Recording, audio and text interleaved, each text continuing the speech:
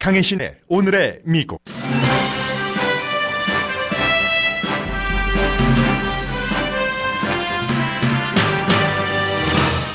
하원 법사위원회에서는 헌법학자들이 나와 트럼프 대통령 탄핵의 펀 여부에 대해서 증언하고 있습니다. 김정은 위원장이 거의 20명의 장군과 와이프 리설주를 대동한 채 백마를 타고 또 백두산에 올랐습니다. 상징이기만 한지 아니면 상징 이상의 결단이 나올지 미국에서 주목합니다. 북한이 필요하면 무력도 쓸 수 있다는 트럼프 대통령의 말에 무력을 사용하는 것은 미국만의 특권이 아니라고 차갑게 답했습니다. 구글 모에 쌓인 알파벳 CEO 자리를 현 구글 CEO 선다 피차이가 겸직하게 됐습니다. 피차이 CEO는 대학을 졸업하고 미국에 온 이민자 출신입니다. 지난달 민간 일자리가 예상 수치의 반도 못 채웠습니다. 신부들의 성학대를 잘못 처리했다는 이유로 버팔로 주교가 사임했습니다.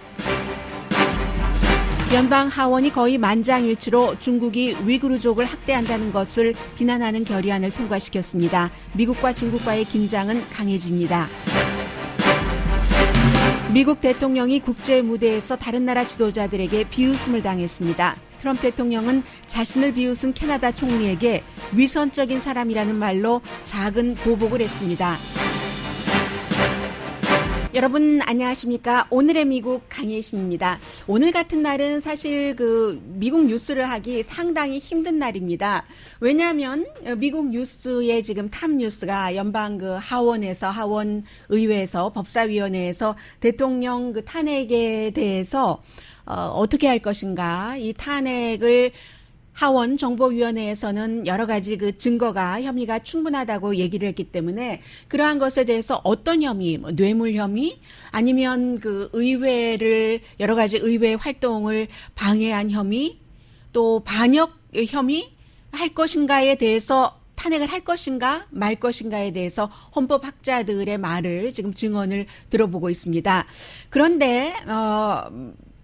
그런데요, 미국에서 살고 계시는 코리안 아메리칸들 가운데서, 글쎄, 이 탄핵 얘기를 계속 하기는 하는데, 나하고 무슨 상관이지라고 생각하시는 분들이 굉장히 많이 계실 것 같아서요.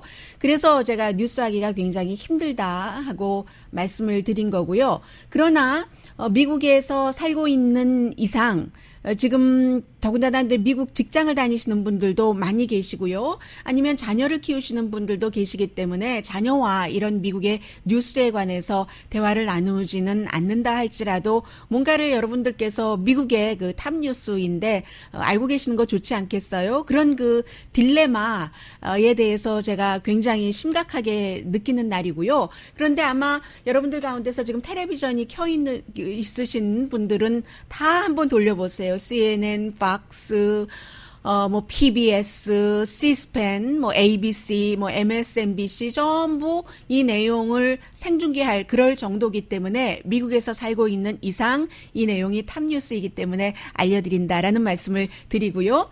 어제 오후에 이제 하원의 정보위원회가 법사위원회에 한 300페이지 분량의 조사 보고서를 넘겼습니다. 결론이야 민주당이 주도를 하고 있기 때문에 탄핵할 증거가 충분하다이죠. 더군다나 이제 특히 의회의 활동을 대통령이 방해했다 하는 것에 상당히 무게를 뒀고요. 그래서 이제 법사위원회에서는 이게 뇌물인가?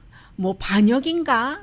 어떤 혐의인가에 대해서 민주당은 포커스를 둘 테고, 공화당이야 이 탄핵 재판은 정치적이기 때문에 당연히 이거는 대통령이 아무런 죄가 없다라고 반격을 할 겁니다. 보나마나 아주 그냥 예정된 수순대로 가는 그런 탄핵 청문회입니다. 해서 민주당이 다수당이고, 오늘도 민주당이 초대를 한 2명의 증인들은 이번에는 본인들이 백악관에서 일하는 사람들도 아니고, 그리고 또 국무부에서 일하는 사람도 아니고 외교관도 아니기 때문에 지난번에 나왔었던 사람들보다는 조금 긴장을 좀 덜하면서 증언을 할 수 있는 그런 사람들입니다. 스탠포드 대학교, 하버드 대학교, 또 조지 워싱턴 대든가요? 네, 조지 워싱턴 유니버시티 또 한 군데가 있던데요. 유니버시티 오브 노스캐롤라이나의 법대 교수들 전부 헌법학자들입니다. 그래서 과연 대통령이 정말 탄핵을 당할 정도로 헌법을 위배했는가 아닌가 지금 이미 증언이 시작이 됐는데 민주당이 선택한 그 헌법학자들은 대통령이 탄핵당할 그럴 충분한 이유가 있다라고 하고 공화당의 그 의원이 아니라 교수는 조지 워싱턴 대학교의 법대 교수 조나단 그 털리라는 교수인데 본인은 트럼프 대통령을 지지하지는 않지만 그러나 트럼프 대통령을 탄핵한다는 것은 굉장히 지금 증거도 불충분하고 그리고 위험할 수가 있다. 이런 얘기를 강조를 하고 있습니다. 그래서 이제 더군다나 이제 지금 그 공화당에서 데빈 누네스 그 대통령과 아주 친한 캘리포니아가 지역구인 그 하원 의원이 어제 민주당에서 발표한 것을 보니까 루돌프 줄리아니 전 뉴욕시장 대통령의 개인 변호사나 아니면 그 개인 변호사와 함께 우크라이나 일에 연관이 돼서 기소가 된 그 사람과 데빈 누네스 공화당 하원 의원이 계속 그 연락을 하고 전화하고 했었던 그런 자료가 나왔습니다. 지난번에 그런 내용에 대해서 CNN 방송이 보도를 했었을 때 데빈 누네스가 CNN 방송을 고소를 했잖아요. 그런데 어제 그 팍스뉴스의 션 해니티와 인터뷰할 때 보니까 내가 그 줄리아니 측근들과 전화 통화를 했었을 수도 있다. 전화 통화한 걸 왜 기억을 못 하겠어요? 어느 뭐 다른 나라에 가서 비엔나인지 해서 만나기까지 했다고 하는데요. 나 그 사람들 이름도 잘 기억나지 않고 이런 정도로 그러니까 텔레비전을 보실 때 팍스의 경우는 당연히 시작부터 데빈 누네스 의원을 봐주기 위한 인터뷰였기 때문에 누네스 의원이 하는 그런 말을 굉장히 강조를 해서 했고요. 그래서 제가 말씀드리려고 하는 요지는 이 법사위원회 누네스 의원은 앞으로 이제 정보위원회 소속이지만 이 탄핵에 대해서 뭔가 전혀 본인이 개입하지 않아야 되는 게 아닌가 그런 얘기들을 지금 하고 있습니다. 그래서 다시 말씀드리지만 지금 하원 청문회에서 하고 있는 모든 그 일들도 모든 그 청문회 절차도 전부 he said, she said, 라쇼몽 똑같은 그 사건을 보고 나서 사람들한테 다 그 물어보면 지금 범죄 사건이 있었는데 물어보면 증언들이 다 다르잖아요. 그래서 이제 그런 일이다라고 말씀을 드리고요. 그리고 지금 그 미국에서 특히 그 민주당이 주도를 하고 있기 때문에 민주당이 보고 있는 중요한 이번에 그 이슈는 리처드 닉슨 때보다도 더 심각하다. 왜냐하면 리처드 닉슨 전 대통령은 적어도 본인은 탄핵 그 청문회에 협조를 하지 않았지만 본인의 변호사도 탄핵 청문회에 내보냈고 그리고 그 백악관에서 의회에서 요구하는 많은 자료들을 줬거든요. 그런데 지금 트럼프 대통령은 그런 일을 전혀 하고 있지 않기 때문에 이게 그 리처드 닉슨 때보다 더 심각하다. 그러므로 의회에서 하려는 일을 방해하는 것 이것도 이제 대통령 그 탄핵 사유에 들어간다고 하니까 지금 그런 쪽을 보고 있고요. 그런데 사실은 리처드 닉슨은 그런 것을 허용했기 때문에 본인이 결국은 그 사임할 수밖에 없었다. 그로 인해 사임을 했다라고 보시면은 될 테고요. 트럼프 대통령은 닉슨과는 다르고 처음에도 달랐고 지금도 다르고 앞으로도 다를 것이기 때문에 절대로 협조하지 않을 것으로 보입니다. 어제의 경우는 무슨 장관들도 이렇게 그 청문회에 나가는 거 본인이 뭐 오케이라고 하는데 절대로 오케이 할 것 같지 않고요. 그런데 그런 그 백악관이나 트럼프 대통령이 막아온 증인 출석이 성공하지도 못했습니다. 그렇게 막는데도 불구하고 백악관에서 일했던 국가안보국의 소속 사람이라든가 아니면 국무부의 경우는 이중으로 압박을 받았죠. 백악관과 국무장관 마이크 폼페오로부터. 그런데도 불구하고 그 정보위원회 그 청문회에 나가서 많은 증언을 했기 때문에 자신까지는 모르지만 모든 그 공무원들의 증언 같은 것을 막지는 못했다라고 말씀을 드리고요. 그래서 이제 그 아담 쉬프 정보위원회 위원장 오늘 지금 법사위원회에서 청문회가 열리고 있는데 그 정보위원회 위원장이 청문회를 할 때 대통령이 뭐 트윗을 통해서 언론과의 인터뷰를 통해서 증인들에 대해서 비난을 많이 했었잖아요. 그래서 증인 협박 혐의까지 이제 그 안에 어제 그 보고서가 300페이지라고 하니까 그 300페이지를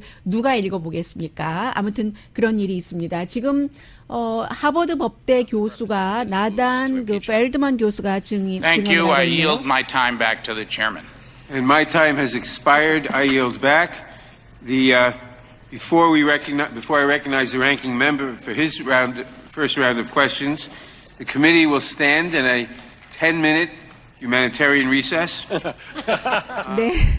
예, 네. 이제 그 10미닛을 휴정을 하는데 왜 그 사람들이 뭐 화장실도 가고 그래야 되잖아요. 그러니까 그런 이유로 이제 휴정을 하겠다. 일단 쉬겠다. 10분 동안. 그랬더니 이제 사람들이 웃었고요. 지금 그 제리 네들러 그 법사위원회의 의장입니다. 당연히 그 민주당이고요. 그래서 이제 공화당 의원, 민주당 의원 전부 그 질문을 하고 있는데 뭐 지금까지 정보위원회의 청문회를 본 것처럼 이 청문회의 결과가 사람들에게 트럼프 대통령을 뭐 탄핵시켜야지 된다. 시키지 말아야지 된다 하는 결정적인 역할은 아직까지 주지 못했고요. 오늘 굉장히 중요한 날입니다. 하원 법사위원회에서 모든 일이 다 그 첫 발자국이 중요한 것처럼 어떻게 기선을 잡느냐에 따라서 민주당 입장에서 공화당 입장에서 지금 뭔가가 되고 있는 것이고요.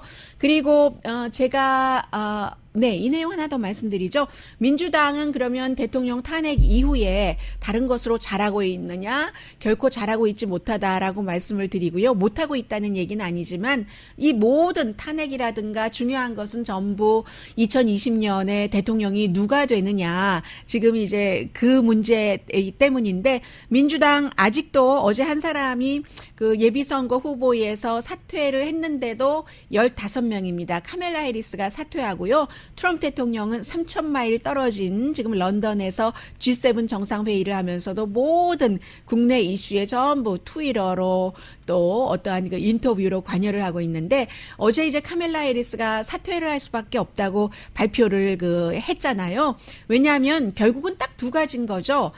뭔가 지지율이 오르지 않고 돈이 부족하고 지지율이 안 오르니까 선거 기금이 안 모이고 뭐 나머지 이유들은 다 소소한 것이고 결론은 딱 그 두 가지인 겁니다. 그래서 이제 어제 그 카멜라 해리스가 이제 할 수 없이 그 사임을 하고 마니까 트럼프 대통령이 딱 그 트윗을 했어요. 하면서 too bad. 안 됐네. 우린 당신을 그리워할 거야라고 얘기를 했거든요. 트럼프 대통령이 이제 카멜라 해리스가 처음에 그 후보 토론을 할 때 조 바이든 후보와 함께 이 여성이 이제 그 아프리칸 아메리칸이기 때문에 인종 문제에 있어서 조 바이든 그 후보를 아주 그 힘들게 했었잖아요. 그래서 이제 그때 대통령이 너무 그 인상적으로 봤답니다. 카멜라 해리스를. 저도 그 당시에는 인상적으로 봤습니다. 트럼프 대통령과 토론을 하려면 카멜라 해리스 아니면 엘리자베스 워렌 정도는 돼야지 되겠는데 하는 생각을 했었는데 그때 트럼프 대통령 주변 사람들은 너무 걱정했다고 하고요. 저 사람이 후보가 되면 큰일 나겠어. 논리적으로 트럼프 대통령을 공격을 하면은 이런 형태였는데 카멜라 해리스가 too bad. 우리 당신 그리워할 거야 라는 트윗을 한 것에 대해서 카멜라 해리스가 뭐라고 얘기를 했냐면요. 걱정 말아요. Don't worry, Mr. President. 곧 다시 탄핵 재판에서 만나게 될 겁니다. 네, 지금 카멜라 해리스가 캘리포니아주의 검찰총장이었고 법사위원회 소속이기 때문에 그런 얘기를 했습니다. 그래서 지금까지는 이제 민주당 후보에 대해서 이런 얘기 저런 얘기들을 많이 하시고 얼마 전에 또 엘리자베스 워렌이 후보가 될 것이다. 뭐 이런 얘기들도 많이 했는데 저는 거듭 말씀드리지만 아무도 모른다. 아직까지는 카멜라 해리스도 이렇게 나갔고 카멜라 해리스가 떨어져 나간 것은 마르코 루비오 그 플로리다가 지역구인 연방 공화당 상원 의원과는 저는 조금 연관이 되는데요. 이 마르코 루비오도 참 그 떠올랐다가 푹 가라앉고 말았는데 카멜라 해리스도 가라앉았고 엘리자베스 워렌도 사람들이 현재로서는 가장 조 바이든 후보와 함께 앞서간다고 보지만 물론 그 핏 부리저지 인디아나주의 그 샌드 무슨 밴드? 사우스 밴드인가요? 아무튼 그 시장이 있기는 하지만 이 많은 사람들이 아직 1년이나 기간이 남아있기 때문에 누가 들어오고 누가 나갈지 아무도 장담하지 못한다 말씀드리고요. 카멜라 해리스로서는 더군다나 여자면서 아프리칸 아메리칸이라는 그 여자면서 소수인종이라는 두 가지의 가장 대통령이 되려고 하는 사람으로서는 약하게 보일 수도 있는 그런 그 약점이 있었잖아요. 그래서 대통령이 되기 힘들었을 수도 있습니다. 그러나 who knows? 부통령 후보는 될 수 있잖아요. 부통령 후보로도 거론될 수 있다 말씀드립니다.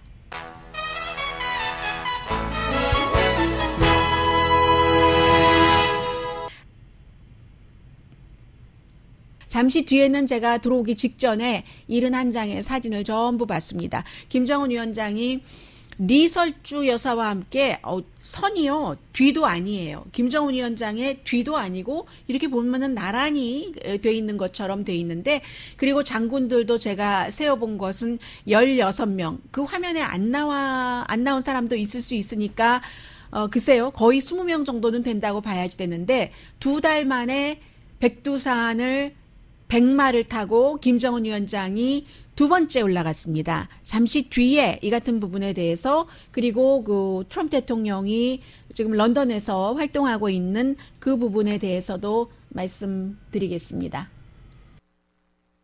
라디오 서울 방송 오늘의 미국 듣고 계십니다. 지금 로스앤젤레스는 새벽에도 제가 나오는 시간에도 비가 많이 왔었거든요. 지금도 비가 많이 오고 있습니다. 여러분들 운전하시는 분들은요. 운전만 하세요. 이 텔레비전 보시지 마시고요. 텔레비전 하루 안 보신다고 어떻게 되는 것 전혀 아닙니다. 자, 일단 그 북한 관련 문제부터 전해드리겠습니다. 경애하는 최고 지도자 김정은 동지께서 백두산 지구 혁명 전적지들을 돌아보시었다. 이게 딱 들어보시기만 하더라도 북한식 말투잖아요. 사진을 71장이나 실었습니다. 북한 매체에서 이제 어떤 그 중요한 곳에 방문을 하고 할 때 사진을 많이 실는데 저는 71장이나 그 사진을 실은 것은 처음 봤거든요. 그래서 어떤 사진은 눈이 많이 쌓였어요. 눈이 많이 쌓이고 아무도 안 갔겠죠. 말을 타고 100마를 타고 갔는데 어떤 때는 100마가 아니라 뭐 회색 말을 타고 갈 때도 있다고 하는데 이렇게 그냥 바닥에서 뭔가 그 김정은 위원장이 얘기를 할 때 장군들이 수첩에 받아 적고 장갑 안 끼고요. 그리고 말 위에 있고 뭐 이런 말을 달리는 장면 등등해서 리설주 북한의 그 퍼스트 레이디도 지금 같이 말을 타고 눈이 잔뜩 내린 그런 백두산에 있는 이 장면을 사진을 올리니까 미국의 많은 매체가 당연히 보도를 하죠. 특히 이제 뉴욕타임스가 자세히 보도를 했는데 2달 미만인데 백두산을 두 번째를 방문을 했다라고 얘기를 하잖아요. 뭐 전형적인 선전일 수도 있죠. 그런데 전형적인 선전이라고 하기에는 지난번에도 뭐 몇몇 사람들과 같이 가긴 했지만 필드 장군을 이렇게 많이 대동을 하고 그리고 와이프까지 함께 간 이것은 예산일은 아닌 거잖아요. 와이프의 경우는 예전에 김일성 주석의 경우는 같이 게릴라전도 하고 했었으니까 그 와이프와 함께 이렇게 뭐 말을 타고 하는 장면이 있었지만 저는 리설주와 같이 백두산에 말 타고 간 건 이번 처음이 아닌가요? 처음인 것 같은데요. 그래서 뭔가 메시지가 분명히 있는데 국내적으로도 해외로도 2013년도에 김정은 위원장이 백두산에 갔었을 때 그때가 이제 백두산에 갔다 와서 서열 북한에서 2위고 고모부인 장성택을 처형했었을 때였습니다. 그리고 2017년도에 백두산에 올랐을 때가 그때가 이제 12월 달이었는데 11월 30일에 대륙간 탄도미사일이 화성 15호 발사가 성공을 했기 때문에 성공하고 며칠 만에 백두산을 방문을 했습니다. 그런 식으로 항상 김정은 위원장이 백두산을 갈 때는 어떠한 의미가 있다는 거죠. 그리고 나서 2017년도에 탄도미사일 발사 성공하고 백두산 갔다 와서 며칠 뒤는 아니고 조금 떨어져서 1월 1일에 신년사에서 뭔가 남북 화합이라든가 이런 것을 얘기하고 그 뒤에 몇 개월 뒤에 이제 문재인 대통령과 만나고 이런 일들이 있었잖아요. 그래서 지금은 왜 그렇게 장군들과 또 그 와이프와 함께 갔을까? 이제 조금 있으면 북한 그 중앙당 무슨 그 전체적인 그 회의 소집이 있기 때문에 여기서 무슨 얘기를 할 것인가? 당연히 그 신경을 쓸 수밖에 없고요. 이제 군을 리드한다는 것은 군 필드 장군들과 함께 말을 타고 완전히 그 버진 플레이스예요. 그 아무도 가지 않은 그곳에 이제 그 말자국을 내고 발굽에 자국을 내고 간 것이었기 때문에 여기서 무엇이 나올 것인가? 기본적으로는 이제 국내적으로는 전례 없는 압박이 있다. 뭐 제국주의자들의 압박이다. 뭐 이런 얘기들 하고 있잖아요. 그리고 이제 우리는 혁명을 완수하겠다. 뭐 이런 준비도 그 할 테고요. 아무튼 그래서 이제 여러 가지가 있지만 북한에서는 이러한 행위를 할 때 미국에서 지금 바라보고 있는 것은 트럼프 대통령이 심각하게 한 얘기일 수도 있고 심각하지 않게 그냥 한 얘기일 수도 있을 겁니다. 그런데 이제 트럼프 대통령이 런던에서 이 G7 정상회담에서 기자들과 여러 가지 얘기를 하고 기자들이 아니 아무리 좋다 하더라도 북한은 계속 그 핵 능력을 강화하고 있지 않는가 이런 말을 하는 답변 가운데서 우리는 정말로 군사적으로 강한 나라다. 군사력을 쓰고 싶진 않지만 필요한 때는 쓸 수도 있다. 딱 이 한마디 한 것이 북한의 심기를 굉장히 건드렸습니다. 그래서 북한의 총참모장의 담화를 북한에서 발표를 하니까 미국에서 그 내용을 또 그대로 보도를 하고 있거든요. 박정천입니다. 조선인민군 총참모장 담화 해서 길지 않으니까 제가 읽어드리겠습니다. 이제 북한이 미국과 이 정도 그 대결을 할 그 수준이 됐고요. 그것을 트럼프 대통령이 다 밑자리를 깔아준 거고 해서 이제 미국이 북한의 총참모장이 뭔가를 발표를 하면은 미국 언론에서 이렇게 심각하게 바라보면서 보도를 합니다. 미국의 총참모 합참의장이 얘기한 것에 대해서 뭐 북한 매체에서 일일이 다 답변하지 않잖아요. 지금 주객이 전도됐다는 정확한 표현은 아닌데 아무튼 뭔가가 좀 바뀌었어요. 그 위치가 해서 북한이 미국보다 훨씬 더 쓸 수 있는 카드가 많은 것처럼 보이는 그런 입장이거든요. 그래서 지금 북한의 총참모장의 담화, 미국 언론도 보도하고 있으니까 그대로 전해드리겠습니다. 나는 미국 대통령이 3일 영국에서 진행된 나토 순회자 회의 기간 우리에 대한 재미없는 발언을 하였다는 데 대해 전해들었다. 우리 무력의 최고 사령관도 이 소식을 매우 불쾌하게 접했다. 누구예요? 김정은 위원장이죠. 지금 이 시각도 조미 관계는 정전 상태에 있으며 그 어떠한 우발적인 사건에 대해서도 순간의 전면적인 무력 충돌회로 넘어가게 돼 있다. 저는 지금 이 문장을 읽으면서 참 인상적이었다고 할까요? 항상 이런 말은 그동안 미국 바깥에 북한 문제 전문가들이 했었던 얘기입니다.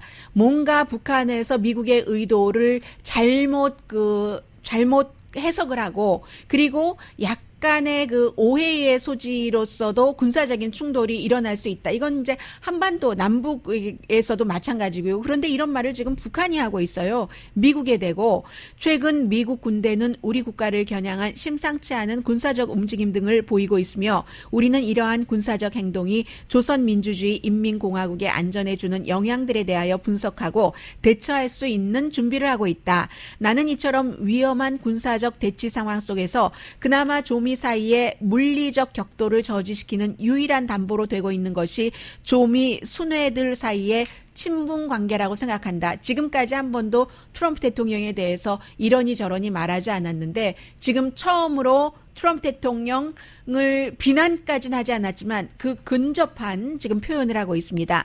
그런데 이번에 미국 대통령이 우리 국가를 염두에 두고 전제부를 달긴 했지만 무력 사용도 할 수 있다는 발언을 한 데 대해서 매우 실망하게 된다.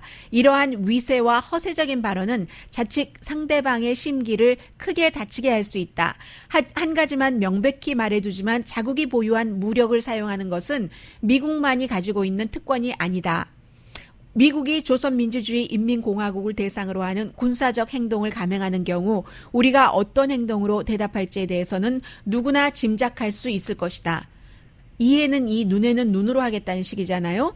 만약 미국이 우리를 상대로 그 어떤 무력을 사용한다면 우리 역시 임의의 수준에서 신속한 상응 대응 행동을 가할 것이라는 점을 명백히 밝힌다. 조선민주주의 인민공화국을 상대로 무력을 사용하는 일은 미국에 있어서 매우 끔찍한 일이 될 것이다. 엊그제 크리스마스에 어떤 선물을 받을지는 미국의 행위에 달렸다라고 얘기를 하고는 이번에는 다시 총참모장이, 그 당시에는 미국 국장이었어요, 미주. 이번에는 조선 인민군 총참모장의 담화를 이렇게 얘기를 했습니다. 이 내용을 미국의 모든 언론이 보도를 하고 있습니다. 그리고 제가 어제 북한 관련해서 하나 보도해드린 것에 대한 정정 보도를 하겠습니다. 트럼프 대통령이 런던에서 한국에 대해서 5억 달러를 더 내겠다는 동의를 했다라고 제가 말씀을 드렸습니다. 그런데 그리고 나서 방송이 끝나면 또 뉴스를 점검해 보잖아요. 이 레이티스트 뉴스가 후속 속보가 나오질 않아서 이게 왜 그렇지 하고 제가 트럼프 대통령의 말을 다시 들어보니까 그게 라스트 이어에 그렇게 했다 하는, 이제 급히 듣고 할 때는 뭐 그런 말들이 빠지면은 정말 안 되는 것인데 빠뜨리고 제가 들을 수가 있잖아요. 저의 잘못이죠. 저의 실수고 해서 라스트 이어라고 트럼프 대통령이 했었던, 그러니까 이미 지난번에 이번에 많이 올려줬었잖아요. 미국에 대해서 방위 분담금을, 그 얘기를 한 것을 제가 잘못 말씀드렸다라고 전해드리고요. 그리고 잠시 뒤에 경제 뉴스와 함께 이 뉴스를 전해드리겠습니다. 아무튼 지금 미국의 북한과의 관계, 이러한 것들이 포커스가 어떻게 가냐면요. 북한은 자꾸만 점점 더 심한 발언 등등으로 미국이 이렇게 해야지, 우리가 정해놓은 시한 안에 이걸 해줘야지, 우리가 원하는 대로 해줘야지라고 얘기를 하고 있는데, 미국은 너무 여러 가지 이슈들이 여기저기서 많이 터지고 있는 겁니다. 탄핵 문제도 그렇고 뭐 다른 나라와 이것저것, 중국과의 무역 관계, 의회에서는 계속 중국을 아주 큰 나라로 생각하고 있기 때문에 여러 가지 결의안이 나오고 해서 트럼프 대통령이 북한에 완전히 포커스를 둘 만한 그런 여력까지 없는 상태라고 할까요? 지금 그런 게 지금 미국과 북한과의 관계라고 말씀드리고요. 잠시 뒤에는 이민자와 연관된 아주 중요한 또 다른 뉴스도 전해드립니다.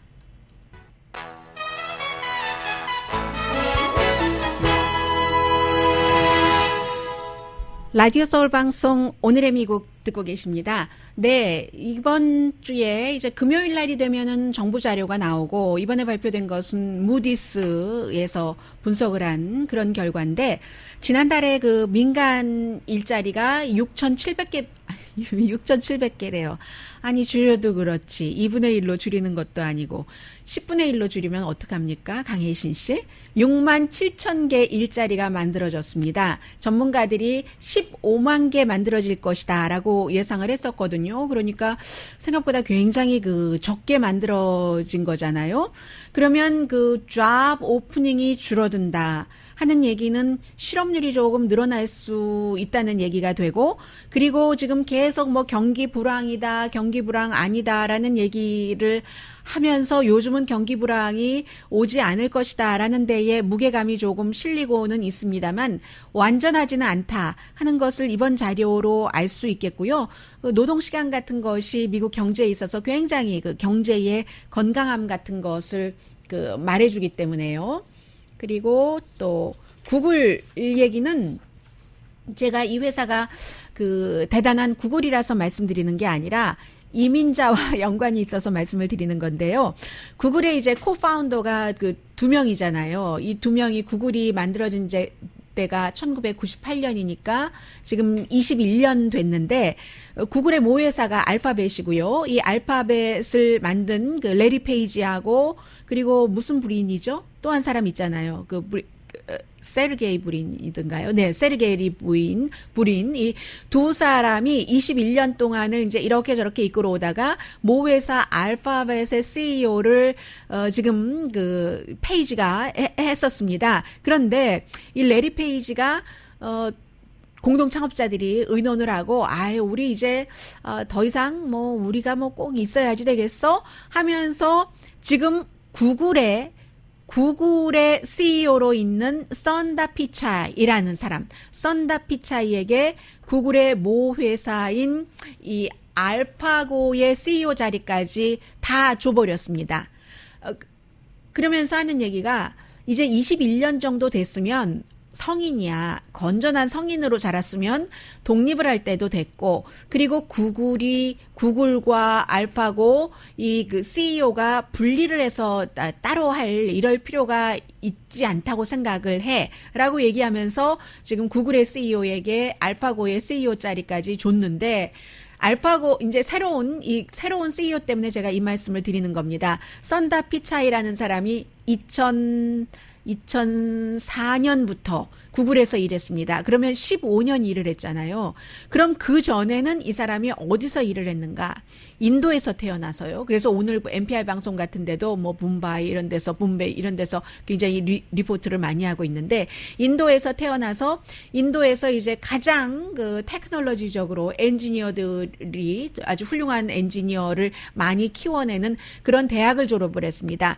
대학을 이미 졸업을 하고 미국에 와서 스탠포드에서 공부를 했고요. 그리고 유펜이든가요?에서 동부에서 다시 공부를 하고, 그러니까 20살 넘어서 미국에 온 사람입니다. 미국에 와서 2004년도에 구글에 입사를 했고, 이런 이민자가 세계에서 가장 그 중요한 회사, 구글과 구글의 모회사인 알파고의 공동 CEO로 지금부터 일하게 됐다. 이런 말씀 드리고요.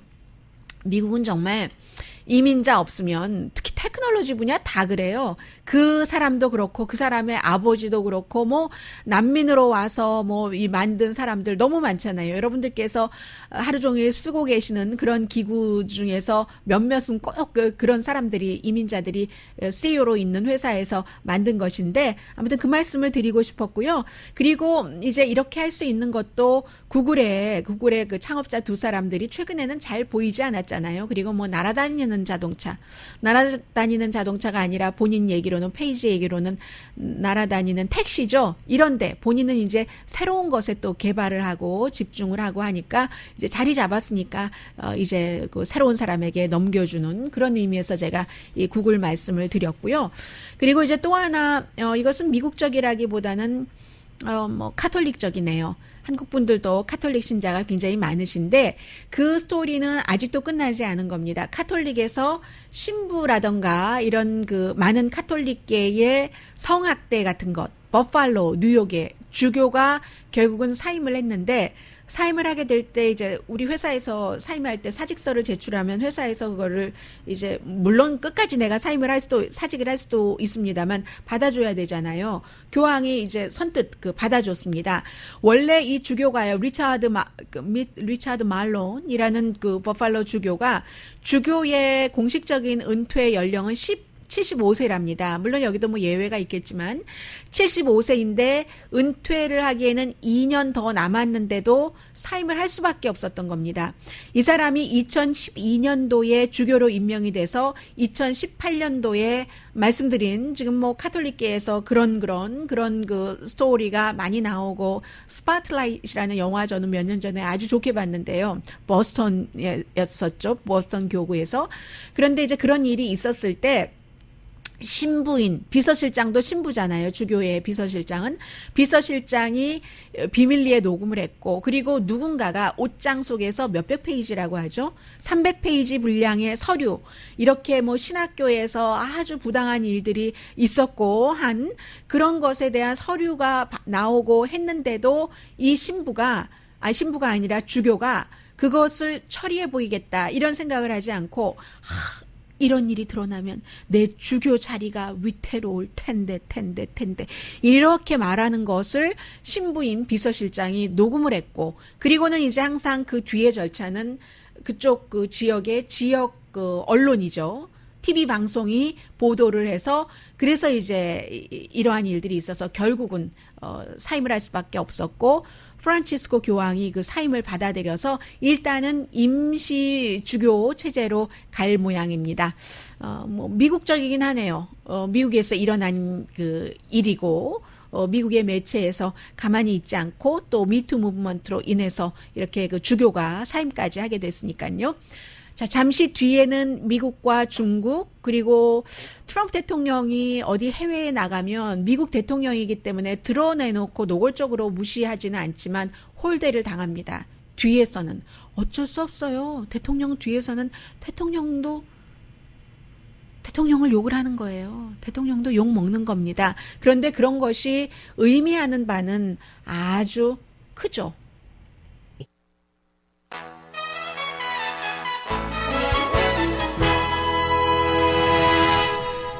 라디오 서울 방송 오늘의 미국 듣고 계십니다. 요즘 미국 의회에서 중국에 관한 법안을 지금 많이 통과시키고 있는데 얼마 전에 이제 홍콩에 관한 홍콩 민주화 시위를 지지하면서 그것을 거부할 때는 뭐 홍콩에 제재를 할 수도 있다는 그런 법안이 거의 하원과 상원에서 만장일치로 통과가 됐고 이번에도 마찬가지입니다. 어제 그 대통령이 미국에 없는 동안에 하원에서 407대 1이니까 이것도 거의 만장일치잖아요. 위구르족을 중국이 너무 학대한다. 그것도 이제 그 어떠한 그 캠프까지 두고 또 위구르족뿐만이 아니라 이제 또 다른 소수 인종들도 마찬가지고요.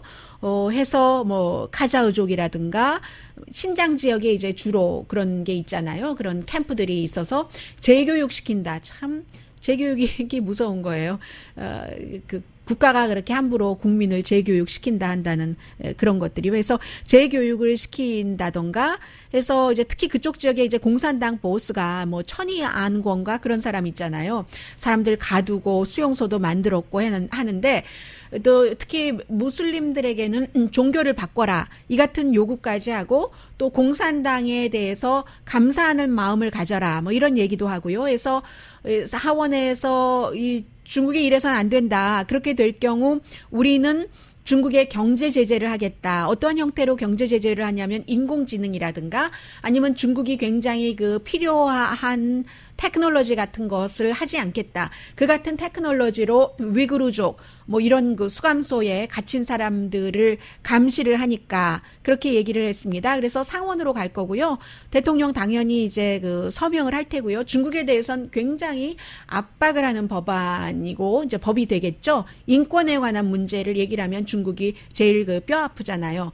그러면 한 명은 누가 여기에 대해서 반대를 했는가? 켄터키가 지역구인 토마스 마시라는 공화당의 그 하원 의원입니다. 이 의원은 뭐라고 얘기를 하냐면 지난번에 홍콩 그 민주화 법안에도 반대표를 던졌거든요. 내정 간섭이다. 중국이 하는 얘기를 똑같이 하는 겁니다. 중국이 지금 그렇게 얘기를 하고 있는데 내정 간섭을 미국이 다른 국가에 대해서 한다면 미국에 대해서 다른 나라가 내정 간섭을 할 때 우리는 무엇이라고 말할 수 있을까? 이런 뜻에서 어쨌든 그 딱 한 명이 반대를 하고 전부 찬성을 했습니다. 그런데 저는 이제 여기서 하나 더 가는 게 이민자여서 그런지는 모르겠습니다만은 미국이 중국이 어떤 그 무슬림을 압박을 하고 종교를 바꾸라고 얘기하는 것에 대해서는 법안까지 만들면서 이렇게 간섭을 하는데 그러면서 왜 미국 내에 있는 무슬림을 어떠한 형태로든 조금 그 학대를 하려고 한다던가 아니면 무슬림 난민을 받지 않으려고 한다던가 뭐 이런 부분 항상 이중성은 있는 거예요. 항상 이중성은 있지만 그 이중성은 얼마나 뭐 줄여나갈 수 있느냐 그게 문제고요. 이중성 얘기가 나왔으니까 얘기인데 이것도 약간 이중성이 있는 건데 그 나토 정상회의를 하면서 그 영국의 그 궁에서요. 그 버밍엄 궁에서 리셉션을 하는데 프랑스 대통령이 조금 늦게 왔답니다. 그러니까 이제 다른 사람들이 모여서요. 프랑스 대통령, 캐나다 총리, 영국의 보리스 존슨도 포함되어 있었고요. 독일 총리, 그리고 앤 공주는 왜 있었는지 모르겠어요. 그 엘자베스 2세 여왕의 딸 같이 이렇게 서서 분명히 그 비디오를 보면 웃고 떠들고 뭐 이렇게 얘기를 하는데 비디오에 이게 캐나다의 한 TV 방송국이 입수를 한 비디오거든요. 그래서 자막까지 나오는데 왜 늦었니 하고 누가 누구에게 물으니까 말이야 그 트럼프 이름은 얘기하지 않았어요. 그가 그 기자회견을 너무 오래 해서 저는 52분으로 알고 있었는데 거기서는 40분을 기자회견을 하니까 내가 늦게 올 수밖에 없었잖아 뭐 이런 얘기를 하고 서로 킥킥거리고 하는 그 사람이 없을 때, 트럼프 대통령이 없을 때 다른 나라 지도자들이 트럼프 대통령에 대해서 얘기하면서 킥킥거렸다. 이런 얘기거든요. 그 분위기를 보면은 좀 그랬어요. 뭐 그냥 킥킥거리고 사람 없을 때 하는 그런 거 있잖아요. 그런데 트럼프 대통령이 이제 이 말을 듣고는 캐나다 총리 말이야. 위선적이야. two-faced. 투페이스를 가지고 있다고 위선적이라고 캐나다 총리 그렇게 얘기를 하면서 그러면서도 굿가이야.